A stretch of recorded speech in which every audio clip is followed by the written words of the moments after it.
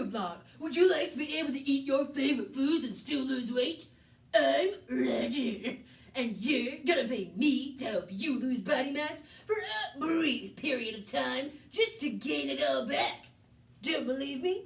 Talk to a celebrity spokesperson from a hit TV show that was big in the 90s. She was once an icon, but society doesn't embrace aging, so now her job is to get smaller in size. Oatmeal, 68. Have you ever considered your food as a choice instead of a need? Have you ever considered your house as a safe place to be sick?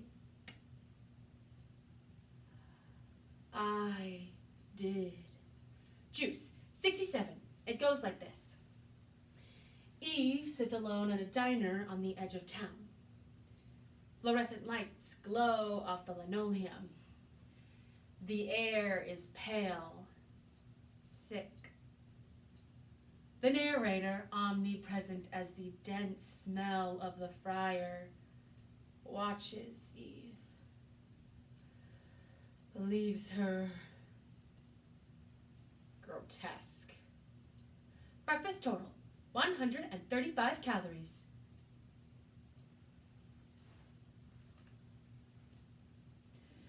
America operates under a guilt-based society. Food is one of the biggest targets of this guilt, and according to the Academy of Nutrition and Dietetics, viewing food through this lens can cause an unhealthy relationship with food, leading to things such as chronic binging and restricting, low self-esteem, and eating disorders. Through weapons such as the BMI and diet culture telling us that we must be skinny to be healthy, we are all under fire. So through the drama, If Every Famous Diet Idea Was Honest by Cracked, Boss of Food by John Penier, and Egg by Martina Scarpelli. The podcast, Food Psych, Episode 42, Health at Every Size by Christy Harrison. The prose, for women, the sin of indulgence is the worst sin imaginable, by Kristen Zora King, and various Tumblr posts. We can see just how deep this guilt goes. Eating Me Alive, a program. Because I should not feel guilty to fuel my body. The story of Eve has taken many forms. Sometimes it's a poem, found in the words of a large blue Bible on my bookshelf. Sometimes it's a lyric, the pages stained thick and sticky with melodrama. It has been hurtful, helpful, biting, nonsensical. Sometimes what I read is good. Most of the time it's bad. No matter what form it has taken, it has never quite worked. Lunch. Somebody in Chicago sent me a picture, undoctored, of a Weight Watchers next to a Cold Stone Creamery. I love that picture. We're starting to look at some of the diseases that we blame on weight. And what we find is that social factors play a much, much larger role than eating or activity or weight. Back then, my house was a cube. In the middle of the cube, a table to eat from. Square. In the kitchen, a fridge. On it, I hung the list of food in which I had to eat. Follow that list, and I would be saved, the doctors had said. Zucchini noodles with tomato sauce, $49. I mean, it's like you're leaving a Cold Stone feeling guilty. Well, I guess it's time to go back to Weight Watchers. Or you're leaving a Weight Watchers going, oh, I can't take it anymore. But if these celebs and average Joes don't do it for you, then we'll just shame you. Shame you for ingesting anything that's outside of our program, because that's being bad, naughty, or unhealthy. But if you eat my fat-free, sugary, chocolate-covered, stale-puffed rice snack bar, then we'll upside you. Unconsciously, food became rapture, repulsion, something I thought of always with agony and intense desire. Now, the whole idea was that if women felt better about themselves, then they wouldn't be abusing their body through food. Then they would settle into a weight that was healthy for them. Soy meat, 80. Buy a scale for food. Buy food. Only and always the listed food. Following that list was my attack on the cube. 1, 2, 3, 4, 5, 6.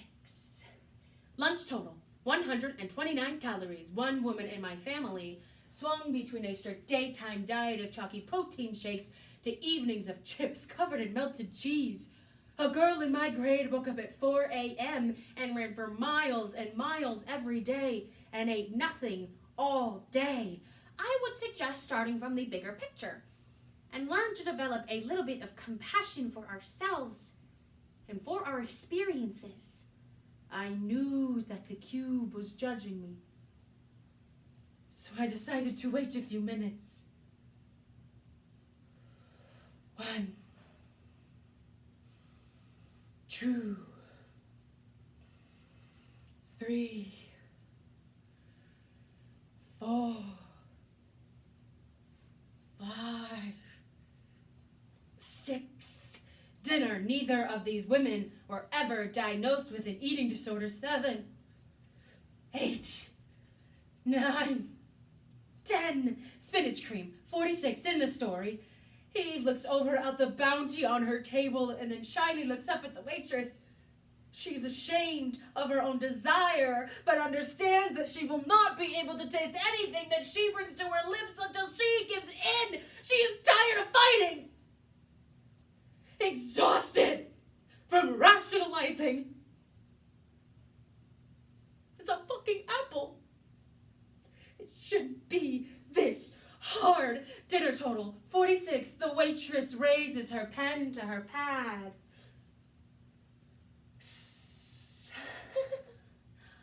All finished here, dear. May I suggest a slice of apple pie? Oh, it's just out of this world. And this is where I stop. 1, 2. You can say to yourself, well, I know I had a hard day at work. And the only way that I knew how to manage it at that time was through food. No matter how many iterations this story has taken, I am never able to continue past this point. I don't want to be.